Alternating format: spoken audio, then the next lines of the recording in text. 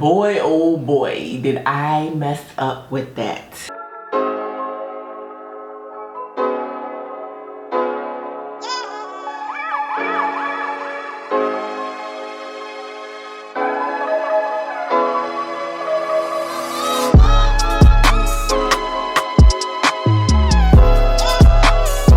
Hey y'all, what's up? Welcome back to my channel. Today we are doing a video on things that I would do differently as a second-time mom. And I'm just gonna put this out in the universe now, but I will be a second-time mom because we are gonna have another baby. I don't care what Miles says. He says one and done, I say one more. But there are a lot of things that I would have done differently, well, that I am gonna do differently the next go around, and these are a few of them. So straight off the bat, what I'm gonna do different next time is I'm not gonna eat so much during my pregnancy. Like when I was pregnant, I was just like, oh, I'm eating for two, but really I ate too much and I gained a lot of weight, and that caused my stomach to stretch a lot, and my baby was a big baby, and honestly, I just did not have to eat as much as I ate. I do remember my stomach feeling like a black hole. Like, I'm not even gonna take that away from me, but like at least I could have ate healthier. All I was eating was like corn dogs, peanut butter jelly sandwiches, you know, chicken nuggets, chicken tenders. It was ridiculous, okay? My next go around, I am eating cleaner, and if I can, I will go to the gym, and if I can, I will walk more and just be more active overall. I used being pregnant as an excuse. I was very tired, but I could have got out of my brain and actually like did more, you know what I mean? My next baby, I'm not gonna get any ultrasounds because I'm gonna get the 20-week anatomy scan just to make sure everything's okay. But other than that, the initial one, I got so many 3D ultrasounds of Jax. It's ridiculous. Like, we went to see him like every month. It was crazy, and I know my baby's gonna think I'm a crazy person because I have so many pictures of him growing, but I was just so excited and I just wanted to see his face. But I'm gonna leave the next baby. I'm not gonna bother it, you know. It's all those extra rays and waves and radiation. It's just unnecessary. So my next go around, I'm not doing that at all. Or I'm not gonna find out the sex. Next go around, I don't wanna know.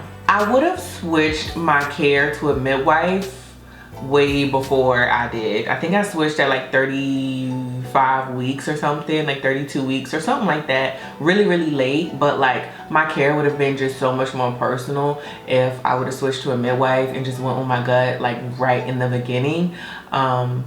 But instead, I went to a stupid doctor's office and felt like freaking cattle and just hated going. It wasn't exciting to check up on my baby or to hear his heartbeat. I mean, I was excited, but they weren't excited. They were just at work. So I don't know, maybe I just had a shitty OB office. I switched two, three times, so I don't know. Another thing is I would have caught my baby or asked Miles to catch my baby. I think because it was our first go around, we wanted to be safe, and the way Jaxson just kind of fell out, I mean, you know, somebody had to catch him. I wasn't gonna catch him like that, but I could just be, next time I'm gonna be so much more aware of my body. Now I'm more comfortable, and I definitely want to be in the water, and I definitely want to catch my baby, or Miles can catch our baby.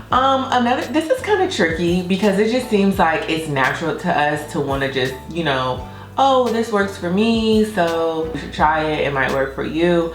But I'm definitely not gonna listen to everybody's advice. Like, everybody has different lifestyles, and certain things should be taken into account when taking advice from someone, because just listening to someone else's way might actually be harder for you than you just kind of figuring out yourself, you know? So definitely not listening to everybody else's advice. And because being a first-time mom, people put their advice on you because they want to treat you like you don't know what you're doing, when really that mommy instinct takes over, and it's more valuable than what anybody can really tell you. You know what I mean? I will not set up a nursery. We bought a $600 cat bed. Tyrone loved Jackson's bed. Jaxson slept in his crib for 30 minutes, I think. Yeah, he had a whole room for no reason. So that's why when we moved here, we have an extra room, but it's not Jackson's room. Jaxson sleeps with me in the bed. So I I don't think I have the willpower to sleep away from my baby. Some people can do it. I'm not saying it's impossible. I'm just not that type of parent. I can't listen to my baby cry. So I will suffer the consequences of my baby being in my bed until he's 7 years old. Oh well. I just can't personally do that. No offense to anybody that can, you know, listen to their baby cry and, you know, or sleep away from them. We just both slept better together. I felt safer. He felt safer. And plus, when I did put him in his bassinet to go to sleep, I would just stay up all night making sure nothing happened to him. Like, but now we're perfect. Co-sleeping works for us. Next time I will not buy so many things. I guess because, I mean, you have to do that. Like, you kind of have to go through and see what, you know, what you like. But our diaper pail was just a super small trash can and we had to empty it every day and it was dumb. I prefer doggy bags, like, you know, like little, like what you would clean up dog poop with. I use that for his poopy diapers and then I just put it in a trash can and you can't smell it because it's wrapped up, you know what I mean? And they smell like powder. They smell really good.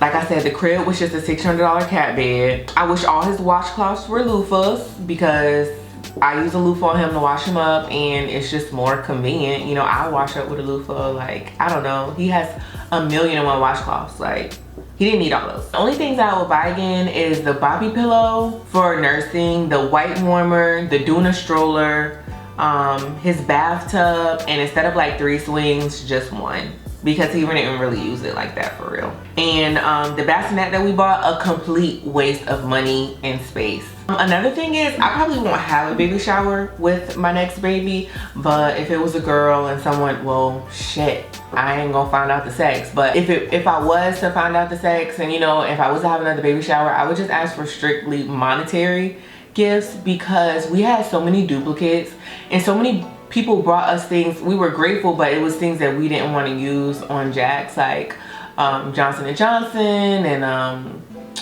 certain Pampers. Like, I hate certain brands of Pampers, so we had those and it's like you don't want to waste them, so you got to use them. So yeah, I don't know, I just wish that we just kind of had gift cards or something so we could just buy whatever we wanted to. We had so many gifts. Everything was pretty much useful, but you know, black people don't never listen to the registry. They just go off and buy whatever they want to buy. So definitely I would have asked for monetary gifts only. And I think my last one is I would have just trusted my instinct more. Like, some things I just knew. I just had a gut feeling about some things and I just let other people kind of like sway me out of it because of that like first time mom doubt. And I guess that only goes away with your second baby because you're not a first time mom anymore. So mamas, we got it, you know what I mean? We know. So Jackson's pediatrician, when he was 1 month, she was like, oh, he has a little bit of thrush. And I was like, oh no, he doesn't. And she was like, oh yes, he does. And I was like, okay. And she was like, here's the medicine. You know, swab this on your nipples, swab this in his mouth, and I'll see you guys next month. Well, we go back the next month and she's like, oh, it wipes off, it's just milk. I was like, I fucking told you that it was just milk. And I told everybody else that, but they were like, oh no, it's thrush, it's thrush. And I was like, no, it's not, no, it's not. I should have just listened to myself, you know.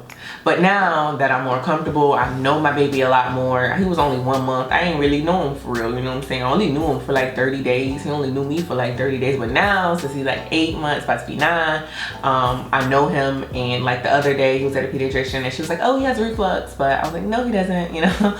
No, he doesn't. We were waiting for you for like an hour and I nursed him to death. So he has milk coming out of his ears and nose. So yeah, that's why you think he has reflux. I don't fight with his doctor. I just listen, and then if she says something I don't agree with, I'd be like, and then I just go home and do whatever I want to do. And that's honestly what I would suggest to anybody. I think my next baby, I would probably introduce a bottle sooner because boy, oh boy, did I mess up with that. And it's crazy because hindsight is always 20/20, but like, I was so nervous about him getting nipple confusion and preferring the bottle over me, and I didn't want him to prefer the bottle over me because that would have just been too much work.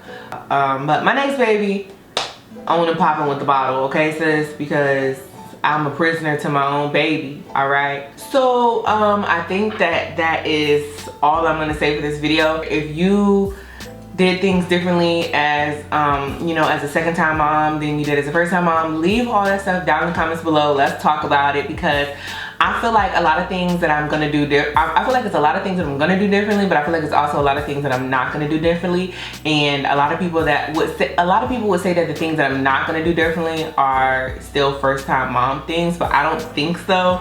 But I guess we'll never know until I have my second baby.